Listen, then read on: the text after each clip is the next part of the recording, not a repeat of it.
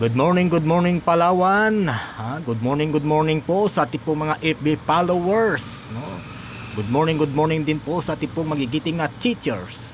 Good morning din po sa ating pong mga minamahal na magulang ng mga estudyante dito po sa Siksikan Elementary School. Matatagpuan po sa Barangay Siksikan, lungsod ng Puerto Princesa City, Palawan. Mga kababayan, binisita po natin ng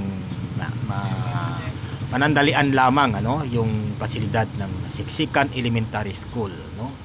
At sa pagkakataong ito ay papakita ko po ang ating pong pagbisita dito po sa loob ng pasilidad ng Siksikan Elementary School, lungsod ng Puerto Princesa City, Palawan.